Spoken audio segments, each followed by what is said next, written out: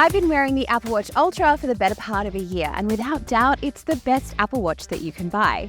Hi, I'm Lexi, your resident watch enthusiast, and in the spirit of good fun and speculation, here's what I think could make this watch even better, especially if we do see a second-generation Ultra announced at the Apple event. The public beta of watchOS 10 gives us some insight into things we definitely know are coming to the current Ultra as well as the Apple Watch series. I've done a whole other video previewing that update and you can find it linked in the description, but a quick recap, we're getting a smart stack or widgets on the watch, topographic and offline maps, plus support for Bluetooth accessories like power meter pedals. So in the order of what I think is most likely to least likely, consider this a wish list. And before you hear my list, feel free to hit pause, drop a comment on what's top of your list, and see what we can both come up with by the end of the video. The Apple Watch series comes in a number of different finishes and colors, so why not the Ultra? Currently, the Titanium Ultra is only in one color.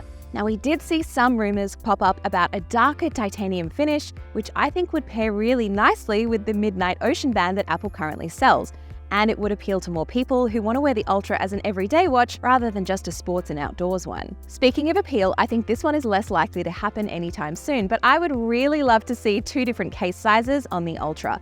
I love big sports watches and I cannot lie, but sometimes they are too big for everyday wear, especially for folks with a smaller wrist like mine. The 49mm Ultra has so many plus sides, like having the easiest to read screen and the best battery life of any Apple Watch, so I don't want to trade those. But there is a whole other market out there of people who do want a rugged outdoors watch in a smaller size.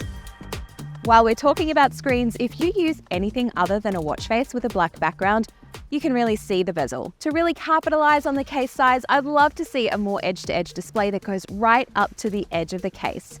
And the always-on display is overdue for an update. Apple's done a lot to update the display on the iPhone with iOS 17. Things like standby mode and live activities are great, so let's see more of that on the Apple Watch. As an example, would you believe one of the most frequent questions that I get is, what watch can show a seconds count on the display at all times, even when your wrist is down? You know, like a traditional watch. Imagine if Apple could find a way to show more data like this without affecting battery life. A newer processor and upgrades to the display might make this possible, but that's just my speculation for now.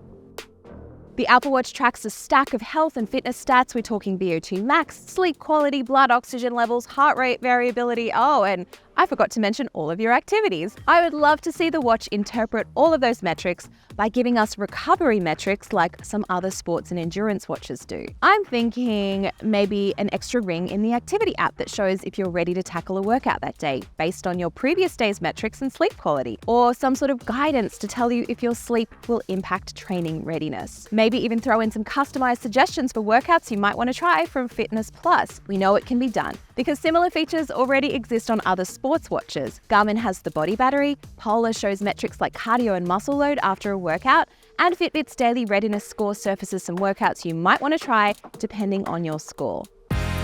Arguably the most important safety feature on the iPhone 14 is emergency SOS via satellite, and it lets you message an emergency dispatcher even if you don't have cell signal. Why not bring that to the Apple Watch Ultra? Hopefully you'd never need it, but if you are truly using this as an outdoor adventure watch without your phone, it would be so valuable. You might remember that watchOS 10 now supports SOS waypoints in the Compass app, so you can visually see the last spot you had a cell signal. But if you did need to make a call from the watch, you'd have to track back to that last location. More safety features? Yes, please. All Apple Watches have this screen-based flashlight that you can turn on from the control center. And on the Ultra, thanks to the bright screen that hits 2000 nits, it's pretty good. But if you're like me and walk or run when it gets dark, it's not practical to have the entire screen taken up with a light. You can't see anything else on the screen like your workout stats. So I'd love to see a built-in flashlight. The Garmin Fenix 7 Pro series has a similar built-in LED. You can adjust the brightness level, change the color to a red light, or even strobe or pulse the light to alert others to your location. But this one, look, as much as I really want it, I don't know how likely it is because Garmin does have a patent on something called a wearable device with integrated flashlight, but your girl can dream.